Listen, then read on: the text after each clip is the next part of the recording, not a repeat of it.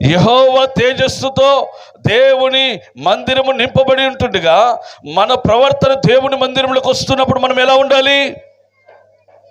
మన ప్రవర్తన ఎలా ఉండాలి? జాగ్రత్తగా చూసుకోవాలి.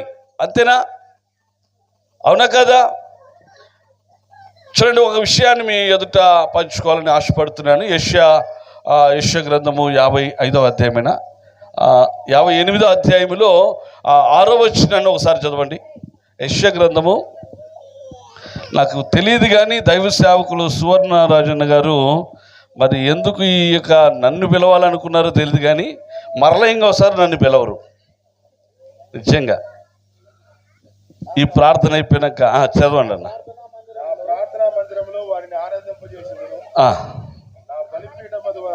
అక్కడ కదన్న 56:8లో 58:6లో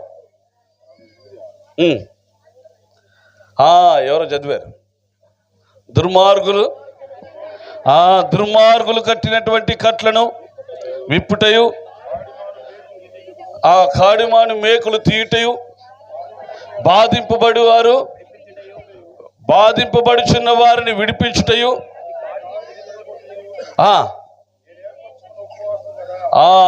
నేను ఏర్పరచుకున్న ఉపవాసం. నా ప్రియ దేవుని బిడ్డలారా, మీరు ఉపవాసం ఉంటున్నారా? ఉపవాసాలతో ప్రార్థన చేస్తారా? దేవుని మందిరానికి వచ్చేటప్పుడు మన ప్రవర్తన జాగ్రత్తగా ఉండాలి. ఇప్పుడు లెంట్ డేస్లో మనము మరి ఈ లెంట్ ప్రేయర్స్లో ఉంటున్నాం. ఉపవాసాలతో ప్రార్థన 40 రోజులు. అయితే యేసుప్రభు ఉపవాసం ఉన్నాడని కాదండి. ఈ 40 రోజులు మన జీవితాలు, మన బ్రతుకులు మార్చుకోవటానికి మాత్రమే ఉపవాసం ఉండాలి. హల్లెలూయా, హల్లెలూయా.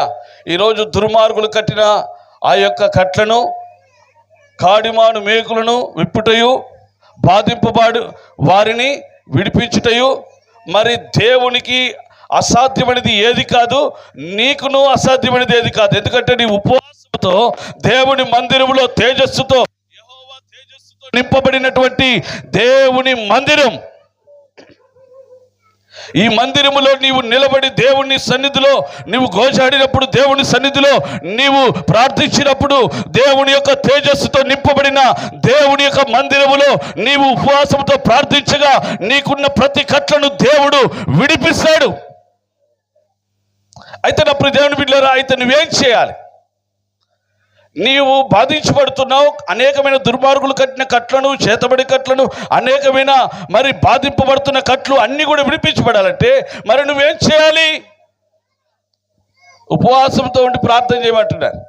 కొంతమంది ఉపవాసం ఉంటారండి. మీరు కాదు, ఈ ఊరోళ్ళు కాదు, వేరే వాళ్ళు. కొంతమంది ఉపవాసం ఉంటారు. ప్రభువానికి స్తోత్రం స్తోత్రం స్తోత్రం స్తోత్రం స్తోత్రం పొద్దు నుంచి ఉదయం వరకు అంటారు. కానీ కొంతమంది, మీరు కాదండి, వేరే ప్రాంతంలో దేవుని సన్నిధిలో తేజస్సుతో నింపబడిన దేవుని మందిరంలో ఆత్మతో నింపబడి దేవుని సన్నిధిలో ఆరాధించి, దేవుని స్తుతించి, దేవుని ఘనపరిచి, తర్వాత ఉదయం నుంచి ఆదివారం వస్తారు, మధ్యాహ్నం వరకు ఆరాధన చేస్తారు, వెళ్ళిపోతారు. అంతవరకు ఆత్మతో నింపబడతారు, అంతవరకు సంతోషంతో ఉంటారు, అంతవరకు దేవుని సన్నిధిలో ఆనందిస్తారు. తిరిగి ఇంటికి వెళ్ళే లోపల టీవీ రిమోట్ చూస్తుంటారు కొంతమంది, ఎక్కడుందని. దేవుని మందిరములో, యెహోవా తేజస్సుతో నింపబడిన దేవుని మందిరంలో నువ్వు వెళ్ళి నువ్వు ప్రార్థిస్తున్నావు. ఆ యొక్క దేవుని యొక్క మందిరములో నీవు ఆ యొక్క ఆత్మతో నింపబడినప్పుడు, దేవుని సన్నిధిలో నువ్వు ప్రార్థించినప్పుడు నీకున్న ప్రతి బంధకాల నుండి విడిపించడానికి దేవుడు సమర్థుడై ఉన్నాడు.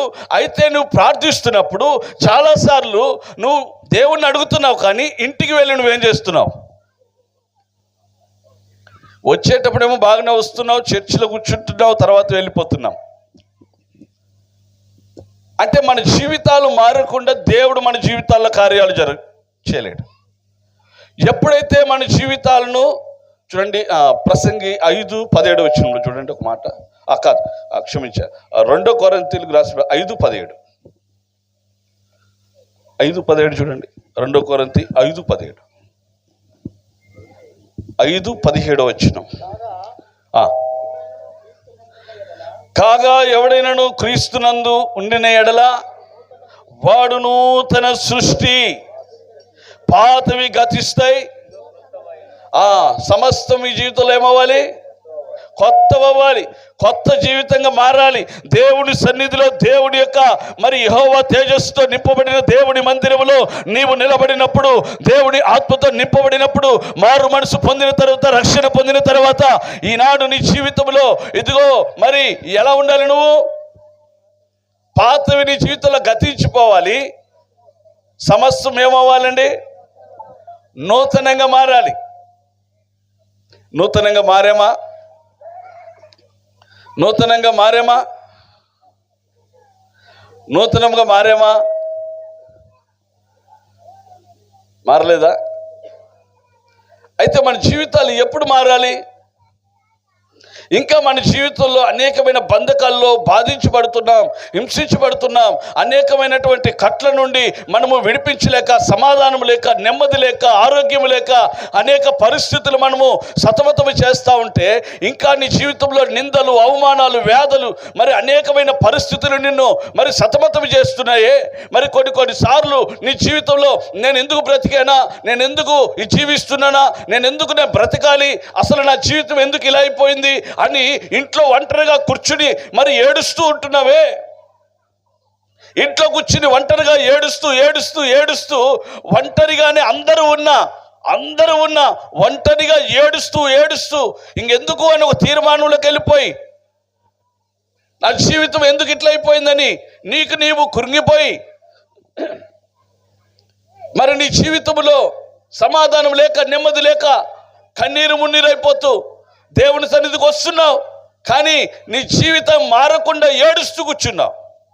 ఎప్పుడైతే నీ ఒంటరి బ్రతుకులో దేవుడు నీ కన్నీరును తుడవాలంటే, ప్రభు సన్నిధిలో నీ హృదయమును దేవునికి అర్పించాలి, హృదయపూర్వకమైన ఆరాధన చేయాలి.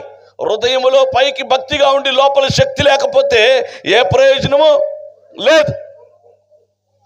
దేవుని బిడ్డలారా, ఈ రాత్రి మనం ఎందుకు ఇక్కడ వచ్చి కూర్చున్నామంటే, ఇది దేవుని ప్రణాళిక. ఎందుకు దేవుడు అక్కడి నుంచి నన్ను పిలుచుకొచ్చాడో తెలియదు. దైవ సేవకులు పెద్ద పెద్ద వాళ్ళు ఉన్నారు, మంచి అనుభవ జ్ఞానం కలిగిన వారు, మంచి జ్ఞానవంతులు, నాకంటే కూడా ఇక్కడ కూర్చున్నారు. అయినప్పటికీ దేవుడు నాకు ఈ అవకాశం ఇచ్చాడు, ఎందుకు పనికిరాని వాడిని. అయితే దేవుడు పనికొచ్చేవారుగా దేవుడు వాడుకోగలరు. హల్లెలూయా. దేవుని బిడ్డలారా, ఇక్కడ ఉన్నటువంటి ప్రతి ఒక్కరు కూడా దేవుని సన్నిధిలో నిన్ను నీవు అప్పగించుకున్నట్లయితే, నీ హృదయాన్ని ఎవరైతే ఇదిగో తమ్మును తాము తగ్గించుకుని వాడిని దేవుడు ఏం చేస్తాడు? హెచ్చిస్తాడు. దేవుని సన్నిధిలో నువ్వు మొరపెట్టుకుంటే, దేవుని సన్నిధిలో కన్నీరుతో నీవు కన్నీటి ప్రార్థన, నీవు దేవుని సన్నిధిలో ఆ యొక్క మందిరం యొక్క బలిపీఠం మీద నువ్వు కన్నీరు విడిస్తే, దేవుడు నీ కన్నీటికి జవాబిస్తాడు. దేవుని సన్నిధిలో నీవు ఎప్పుడైతే ప్రార్థిస్తావో, నీ జీవితంలో, నీ అంతరంగంలో ఉన్నటువంటి వేదన, దుఃఖము అంతా కూడా దేవుని సన్నిధిలో సమాధానము కలుగజేస్తాడు. దేవుని బిడ్డలారా, దేవుని మందిరములో మనం వచ్చినప్పుడు మన ప్రవర్తన ఏం చేయాలంట? జాగ్రత్తగా చూసుకోవాలి. కానీ జాగ్రత్తగా చూసుకోరు కొంతమంది. మీరు చూసుకుంటున్నారు కదా, కానీ కొంతమంది చూసుకోరండి. కొంతమంది ఇష్టానుసారంగా రావడము, ఇష్టానుసారంగా పోవడం. దేవుని మందిరం ఏంటంటే ఎలాగ పుట్టింటికి వచ్చినట్టుగా వచ్చిపోతుంటారు కొంతమంది. కొన్ని మందిరాల్లో ఎట్లా వస్తారంటే, తల్లిగారింటికి వచ్చినట్లుగా వచ్చిపోతూ ఉంటారు. ఎప్పుడో ఒకసారి, ఒక నెలకో, 2 నెలలకో, 3 నెలలకో. నా ప్రియ దేవుని బిడ్డలారా, ఒకవేళ ఇంకొక పండగలకు యొక్క వచ్చే విశ్వాసులు కూడా ఉన్నారు. పాపం వాళ్ళకి సమయం లేక రాలేకపోతున్నారేమో. మీ మందిరంలో అందరూ బాగా వస్తున్నారని చెప్పారు అయ్యగారు. బాగానే, మా మందిరంలో చాలామంది కూడుకుంటారయ్యా, చాలా సంతోషం. హల్లెలూయా. దేవుని బిడ్డలారా, దేవుని మందిరములో మనము కొన్ని విషయాలను మనము గమనించినట్లయితే,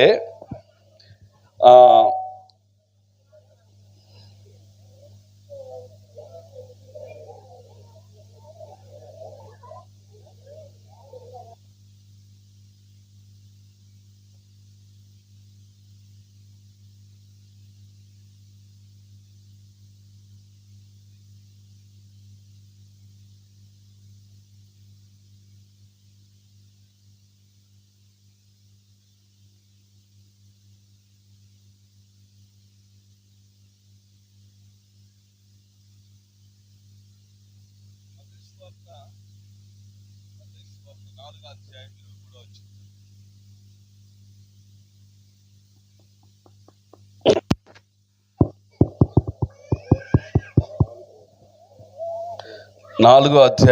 23వ వచనం.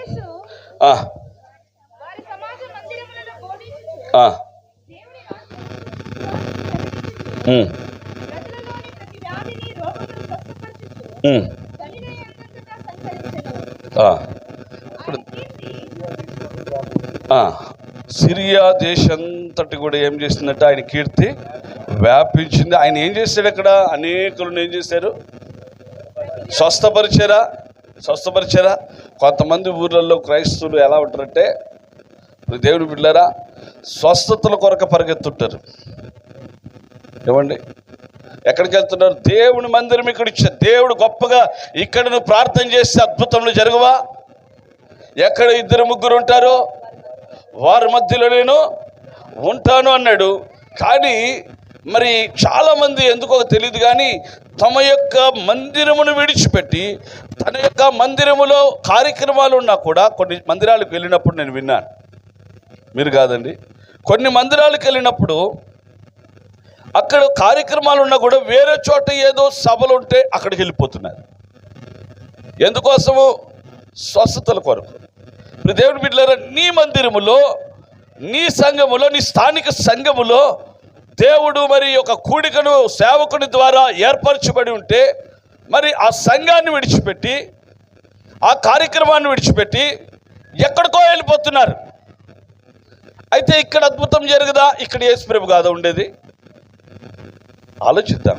మనం దేవుడి మందిరానికి వచ్చేటప్పుడు మన ప్రవర్తన జాగ్రత్తగా, అంటే అన్నీ ఆలోచన చేయాలి.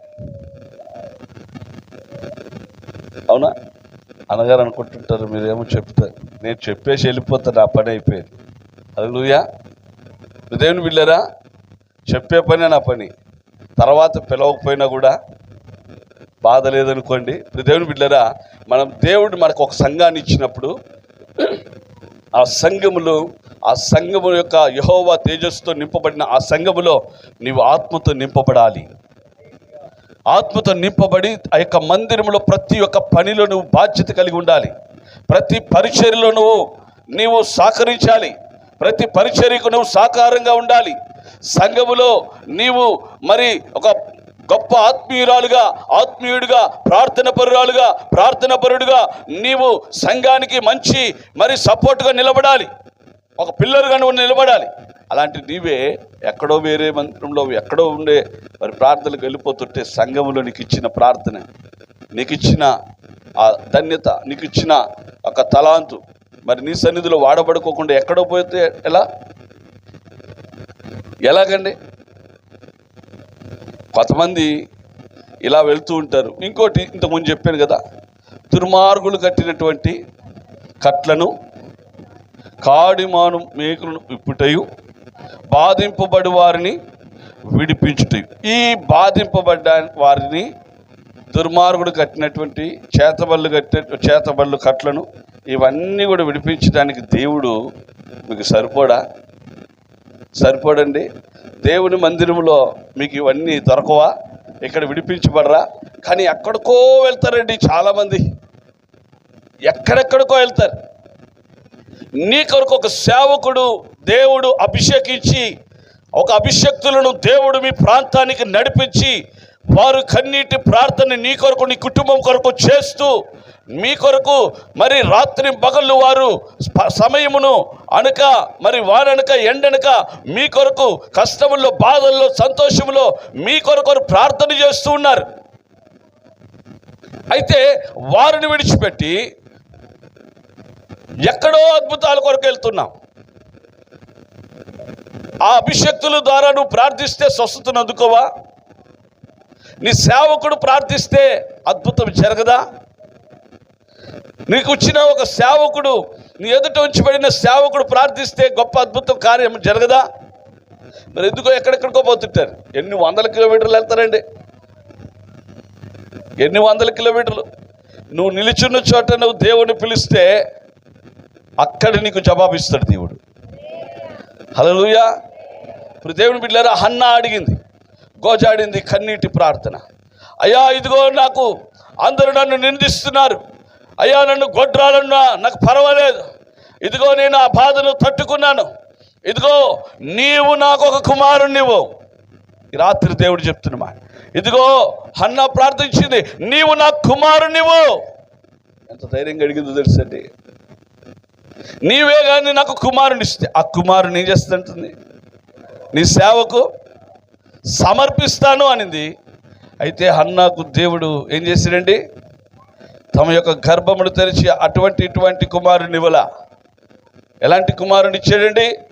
దావీదు రాజును అభిషేకించటానికి సమూయేలును దేవుడిచ్చాడు. హల్లెలూయా, హల్లెలూయా. దావీదు రాజును అభిషేకించగలిగినటువంటి సమర్థుడును, మరి హన్నా గొడ్రాలన్నటువంటి ఆ హన్నా గర్భములో అటువంటి మరి ప్రవక్తను దేవుడిచ్చాడు. ఈ రాత్రి నా ప్రియ దేవుని బిడ్డలారా, నీ సంఘములో దేవుని యొక్క సేవకుల ద్వారా నువ్వు కన్నీటి ప్రార్థన వారు చేస్తున్నప్పుడు, వారితో నీవు పాలివారైనప్పుడు, వారి ప్రార్థనలో నీవు కూడా వారి యొక్క సహవాసములో నీవు కూడా పాలివారైనప్పుడు, సంఘములో నీవు ప్రార్థిస్తున్నప్పుడు, సంఘముగా సహవాసముగా నీవు కూడుకొని ప్రార్థిస్తున్నప్పుడు నీకున్న ప్రతి అక్కర్లు తీర్చబడతాయి. ఎక్కడికి నువ్వు వెళ్ళాల్సిన అవసరం లేదు. కొంతమంది వెళ్తారండి, ఎక్కడికి వెళ్తారో తెలుసా? ఎవరేమనుకోద్దండి. కొంతమంది వెళ్తారు, క్రైస్తవులే, నేను క్రైస్తవుల గురించి చెప్తున్నా, దేవుని నమ్మని ప్రజల గురించి నేను చెప్పడం లేదు. క్రైస్తవులే మీరు కాదు, కొంతమంది ఈరోజు పాస్టర్ గారి దగ్గరికి వస్తారు, ప్రార్థన చేయించుకుంటారు, వెళ్తారు. పాస్టర్ దగ్గరికి వచ్చి ప్రార్థన చేయించుకుంటారు, వెళ్తారు. అయ్యా నా పరిస్థితి బాగలేదయ్యా, నా జీవితం బాగలేదు, నాకు చాలా కష్టాలు ఉన్నాయి, నాకు చాలా ఏడుస్తుంటారు. కన్నీరు ఇంక మాట్లాడుతుంటేనే ఏడుస్తుంటారు, మాటల్లోనే ఏడుపులు. నిజంగా ఎంత భక్తుల ఎంత ప్రార్థన జీవితం ఉందో ఈ తల్లికి. ఏడుస్తుంటే ఇంత ప్రార్థన జీవితం అనుభవం కలిగిన అక్కోళ్ళేమో అని అనిపిస్తుంది. ప్రార్థన చేస్తారు, మళ్ళీ ఎక్కడికి పోతారంటే ఎందుకు ఇట్లా జరిగిందని పక్కింటి వాళ్ళు ఎవరైనా అక్కడికి పోయినప్పు అని చెప్తే, ఎక్కడికో అక్కడికి పోయినప్పుడు నీ సమస్య ఎత్తుపోద్ది, ఫలాన్ని చేసినప్పు నీ పని అంతా అయిపోద్దిగా. ఏంటి అర్థమైపోవాలి అప్పుడే. ఏమండి, ఎవరు? క్రైస్తవులే. ఒక 4 పచ్చిమిరకాయలు, ఒక నిమ్మకాయ, ఒక ఏదో దాని మధ్యలో ఇంకోటి ఏదో కట్టి దారంతో కుట్టి ఆడబెట్టింటారు. దాంట్లో పోతే వెళ్ళిపోతాయా అంటే పచ్చిమిరకాయలో ఆ పచ్చిమిరకాయలు కుట్టి ఏలాడి తీస్తే వెళ్ళిపోతాయా అమ్మా? వెళ్ళిపోతాయా? ఇలాగా క్రైస్తవులు ఎంత దౌర్భాగ్య జీవితం. దేవుని నమ్ముకున్నటువంటి యెహోవా తేజస్సుతో నింపబడిన దేవుని మందిరంలోకి వస్తూ వెళుతున్న మన జీవితాల్లో ఇలాంటి దౌర్భాగ్య స్థితిలో మనం కొంతమంది క్రైస్తవులుగా ఉన్నారు. కొంతమందిలో ఇలాంటి జీవితాలు కలిగి వారు ప్రార్థన చేస్తున్న, ఎందుకు వారి జీవితాల్లో కార్యాలు జరగవంటే దేవునికి వ్యతిరేకంగా వారు జీవిస్తున్నారు కనుక. దేవుని దృష్టికి ఆహాబు కొన్ని విషయాలు హేయమైన కార్యాలు చేసినప్పుడు, మరి కొన్నిసార్లు మరి తప్పు తను తెలుసుకున్నప్పుడు మరి ఏం చేశాడో తెలుసా? దేవుని సన్నిధిలో తన్ను తాను తగ్గించుకున్నాడు. ఈ రాత్రి నువ్వు కూడా కొన్నిసార్లు నువ్వు కూడా ఏదైనా దేవునికి ఆయస్కరంగా, దేవునికి వ్యతిరేకంగా ఏదైనా నువ్వు చేసి ఉన్నట్లయితే వాటన్నిటినీ రాత్రి మరి దేవుని సన్నిధిలో ఒప్పుకొని వాటిని విడిచిపెట్టు. దేవుని బిడ్డలారా, పచ్చిమిరకాయలు ఉందా ఏమన్నా? మరి ఉందా? పచ్చిమిరకాయలు అంత బలం ఉందా? ఏమండి, పచ్చిమిరకాయ ఏమో చెప్తారు, మనకు తెలియదులేండి, కొంతమందికి తెలుసు. చెప్పగలరు ఎవరైనా? చెప్పలేరు కదా. చెప్తే అమ్మా నేను బయటపడిపోతా. మంచి హుషారు ఉంటారు కొంతమంది. హల్లెలూయా, హల్లెలూయా. మంచి జాగ్రత్త ఉన్న వాళ్ళే. హల్లెలూయా. అయితే ఇంకొంతమంది పోతారు. ఏదంటే కొంతమంది నా దగ్గరికి వస్తారండి. కొంతమంది ఎట్లా వస్తారంటే, ఫలానా రోజు మా బాబుకి పేరు పెట్టండి, మా ఇంట్లో కూడికి పెట్టాలా, మంచి రోజు చూసుకొని పెట్టండి అంటారు. ఏమంటారు? ఏం చూసుకొని పెట్టాలా? మంచి రోజు చూసుకొని పెట్టండి. దేవుడు 6 రోజులు చేశాడు, ఏమైనా చెడ్డం చేశాడన్నా? 6 రోజుల్లో నాకు తెలియదు, మిమ్మల్ని అడుగుతున్నా. 6 రోజుల్లో ఏమైనా చెడ్డవి చేసినట్లుంటే ఏమని చెప్పండి. నాకు తెలియదండి. అన్ని మంచివి చేశాడా, చెడ్డవి చేశాడా? అన్ని మంచివే కదా. మళ్ళీ 6 రోజుల్లో కాకుండా ఏమన్నా 7వ రోజు 8వ రోజు ఏమన్నా నువ్వేమన్నా కనిపెట్టావా? ఎవరు మంచి రోజు అడిగేవాళ్ళు? దేవుడు ఈ 6 రోజులు మంచివే చేశాడు. 7వ రోజు కూడా నా సన్నిధిలో అడిగి నువ్వు రాని పిలిచాడు.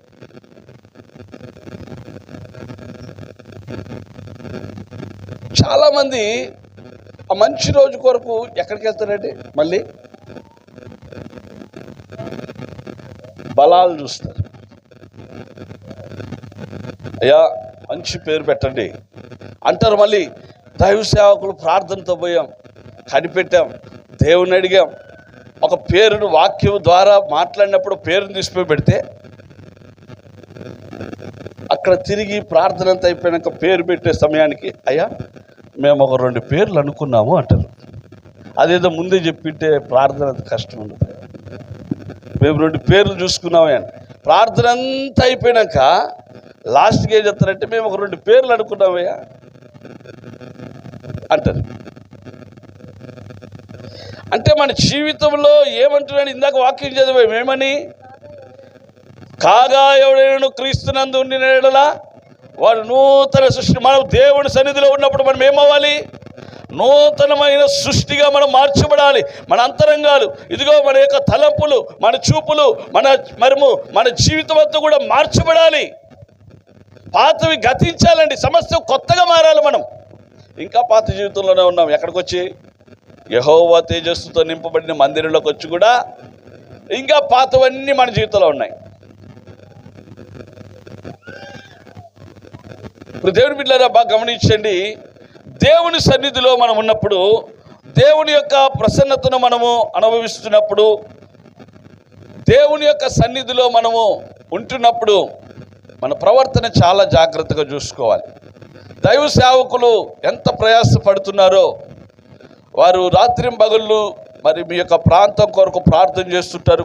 కుటుంబం కొరకు వేకువజామున లేచి ప్రార్థన చేస్తుంటారు.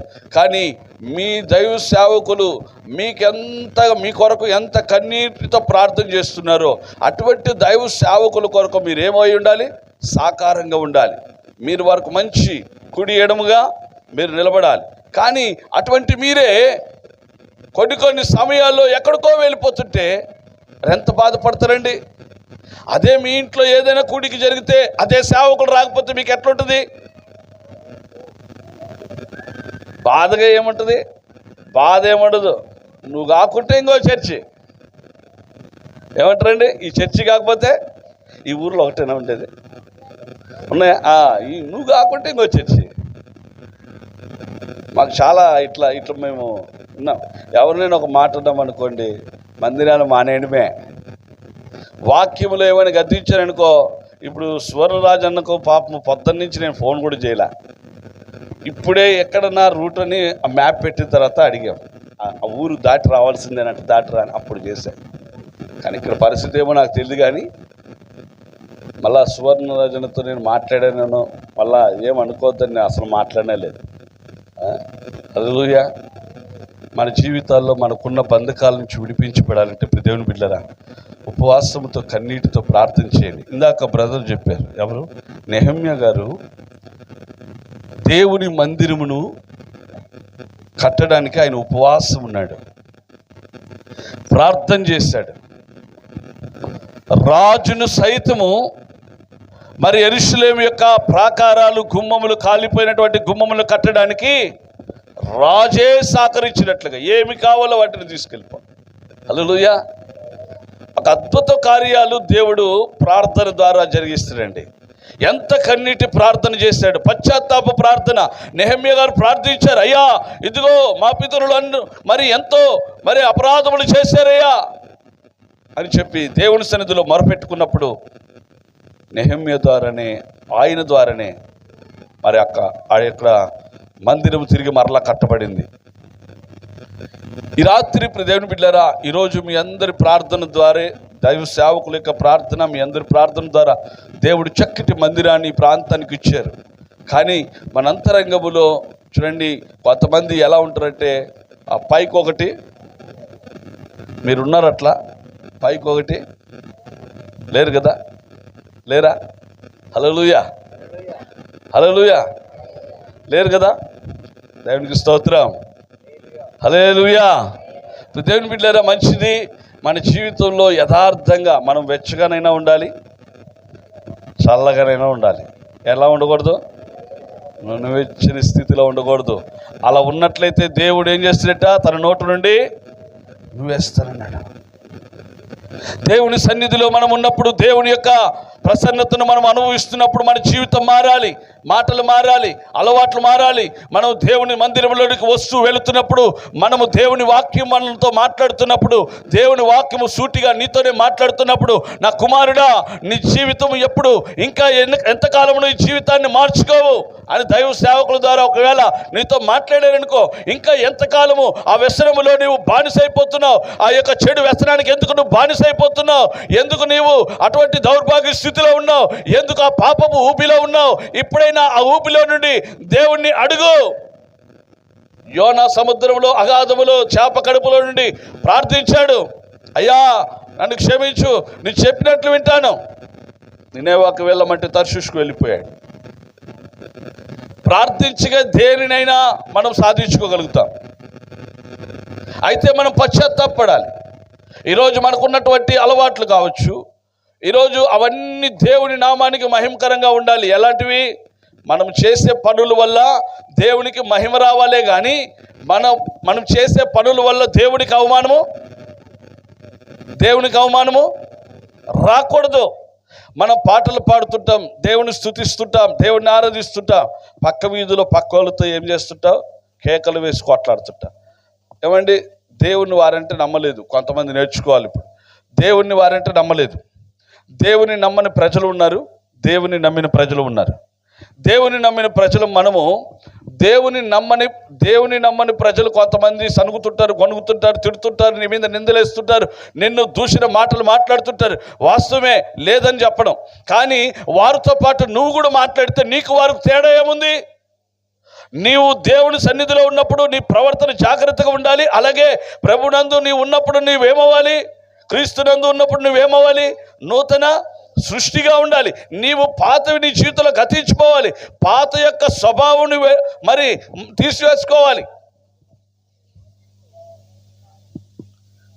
పాత పేరును మార్చుకొని కొత్త పేరు పెట్టుకుంటాం కదా బాప్తిసం తీసుకున్నాక.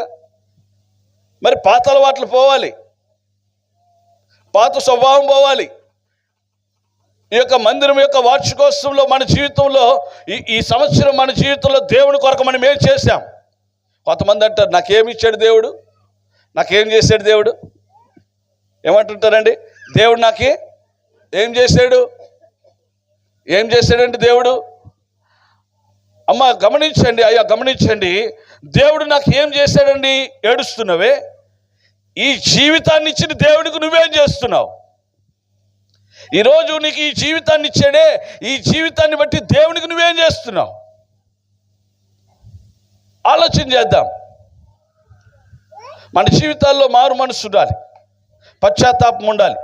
ఈరోజు అలాగే ఉండి ఎలా ఉన్నోళ్ళు అలాగే వచ్చి దేవుని మందిరంలోకి వచ్చి పాటలు పాడి మళ్ళీ బయజార్లోకి వెళ్ళి మళ్ళీ మన జీవితం పాతగా ఉంటే ఏం ప్రయోజనము? కొంతమంది గురించి చెప్తానండి. కొంతమంది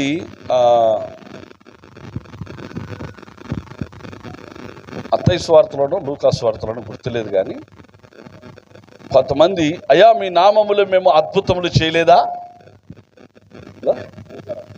లూకా సువార్తలో ఈ మాటను, మేము అయ్యా మీ నామములో అద్భుతములు చేయలేదా?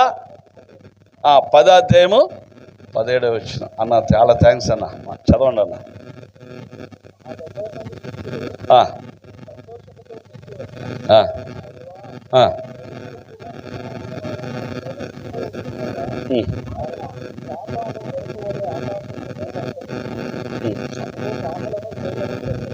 అది కూడా కాదన్నా. 7వ అధ్యాయం చూడండి అన్న, 7వ అధ్యాయం 22వ వచనం చూడండి. అదే ఉంటుంది. అయ్యా మీ నామములో దెయ్యములు వెళ్ళగొట్టలేదా, మేము అనేకమైన అద్భుతములు చేయలేదా అని అని చెప్తున్నారండి. అప్పుడు జీవం కలిగిన దేవుడు ఏం చెప్తున్నాడు తెలుసా? నేను మిమ్మల్ని ఎన్నడూను ఎరగను, అక్రమములు చెయ్యవారులరా మీరు నా యొద్ద నుండి పోండి వారితో చెప్పాడు. ఈ మాట ఎందుకు చదివించారంటే, అద్భుతములు చేసిన వారిని, సూచక క్రియలు చేసిన వారిని, ఈ రోజుల్లో కొంతమంది అద్భుతం జరుగుతుందంటే పరిగెత్తుతారు. స్థానిక సంఘంలో కూడుకున్నా సరే,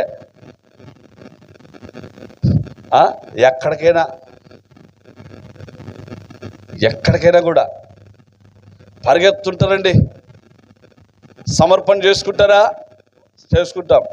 ఏం చేసుకుంటారంటే తల మీద మూటలు పెట్టుకుని పోతుంటారండి.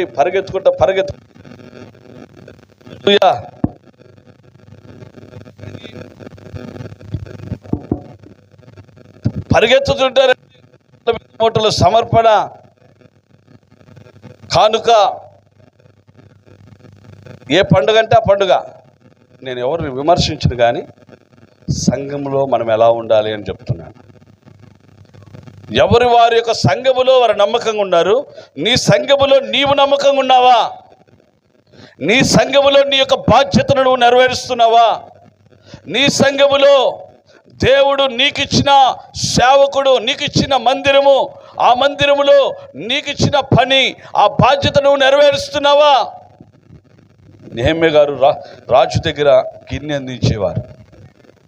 ఆ గిన్నె అందించటం వరకే కాదు, కానీ ఎంతగా ఆయనకి అప్పచెప్పిన పని, రాజుగారు ఇంకా దానిని త్రాగకముందునే, తినకముందునే ఏం చేసేవారట?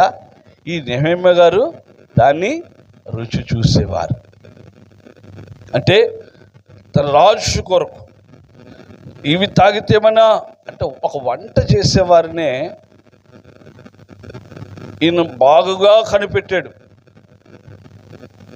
బాగుగా కనిపెట్టి రాజుకి ఏమైనా ఇవి తింటే ఏమైనా అవుతుందా అని ఈయన ముందుగానే తినేవాడు, త్రాగేవాడు. అంటే ఈయన బాధ్యత నెరవేర్చాడా? తనకిచ్చిన పనులు నెరవేర్చాడా? మరి నీ పని, దేవుని సంఘములో నీ పని నెరవేరుస్తున్నావా? దేవుడు నీకు ఇచ్చిన సంఘంలో, దేవుడు నీకు ఇచ్చినటువంటి మందిరంలో ఏ బాధ్యత నీకు దేవుడు ఇచ్చాడో, ఏ తలాంతు నీకు ఇచ్చాడో. కొంతమందికి మందిరాల్లో, కొన్ని మందిరాల్లో అండి, ఈరోజు పాట ఇకపోతే రేపు వారం నుంచి నేను పాస్టర్ గారు పాటలు నేనే పాడాలి, వాళ్ళే పాడాలా? ఏమండి, సంఘంలో ఇది ఉండకూడదండి. ఒకరు పాడుతుంటే 100 మంది, ఇప్పుడు అన్న ఒక్కడు పాడుతున్నాడు మైక్ తీసుకొని, అందరం ఏకీభవించాం. ఎలాగ ఏకీభవించామో అలాగే సంఘంలో కూడా మనం ఏకీభవించి పాడుతున్నప్పుడు దేవుని యొక్క యెహోవా తేజస్సు తన మందిరము నింపబడుతుంది. హల్లెలూయా. యెహోవా తేజస్సు తన మందిరముతో నింపబడినప్పుడు ఎలాగా? ఏక మనసుతో, ఒక్క శరీరము, ఒక్క రొట్టెలోనే విరిచినప్పుడు ఆ ఒక్క రొట్టెని అందరం పంచుకుంటాం కదా. ఒక్క రొట్టెలో శరీరాన్ని పంచుకుంటామా? ఒకే గ్లాసులో మరి అందరము తన యొక్క రక్తమును, ఆ శరీరమును రక్తమును మనం పంచుకుంటున్నాం కదా. మరి దేవుని మందిరంలో ఆదివారం వస్తే ఎన్ని పాటలు పాడాలి? సమయము తెలీదు, నాకు పార్టీ లేదు, ఏమీ లేదు, పార్టీ లేదు. కొంతమంది, మీరు కాదండి, కొన్ని సంఘాల్లో మీకు ఇది ఉందో లేదో ఈ పోరాటం లేదు, కానీ మాకైతే దండిగా ఉందండి ఈ పోరాటం. మాకైతే 20 మంది పైగానే ఉండరు పాటలు పాడేవాళ్ళు. 20 పాటలు పాడే లోపల మధ్యాహ్నం 3-2 అయింది. హల్లెలూయా. ఈ పాటల ప్రోగ్రాం ఒకరోజు పెట్టుకుంటే బాగుంటుంది, కానీ దేవునికి ఇచ్చే సమయం దేవునికి ఇవ్వకుండా అయిపోతుంది పాటలకు ఇచ్చే సమయంలో. హల్లెలూయా. పాటలు పోటీలు పెడితే బాగుంటుంది, కానీ దేవుని మందిరం మనం దేవుని సన్నిధికి వచ్చినప్పుడు ఆరాధించుకునే సమయంలో పాటల ప్రోగ్రాం పెట్టలేం కదా. అర్థం చేసుకో, 2 పాటలు 3 పాటలు దైవ సేవకులు సమయం ఇచ్చినట్లుగా ఆ పాటలు పాడి దేవుని నామాన్ని మహింపరిచి వాక్యంలోనికి వెళ్తే బాగుంటుంది. కానీ నాకు పాట ఇవ్వలేదని మరలా అక్కడి నుంచి అట్లే వెళ్ళిపోతారు కొంతమంది. మీ మందిరాల్లో లేరులేండి అలాంటి వాళ్ళు. హల్లెలూయా. అలాంటి వాళ్ళు లేరు మీ మందిరంలో, అందరూ మంచి వాళ్ళే. హల్లెలూయా. కొంతమంది మందిరాల్లో అయితే బైబిల్ తీసుకుని చక్కగా వెళ్ళిపోతుంటారు. అట్లే ఎవరైనా అడ్డం వచ్చినా చూడరు, వాళ్ళని అట్లా దెబ్బిపోతారు. ఎందుకు దెబ్బారో తెలుసుకోవాలని మళ్ళీ ఈ మనిషి వెళ్ళిపోతున్న సంగతి తెలియాలి కదా పక్కన వాళ్ళకి. అడ్డం వచ్చిన వాళ్ళు దెబ్బేసి వెళ్ళిపోతుంటారు అనమాట. ఎందుకు ఈ మనిషి ఎందుకు ఇట్ట దెబ్బిపోయారు అని. అప్పుడు తెలుసు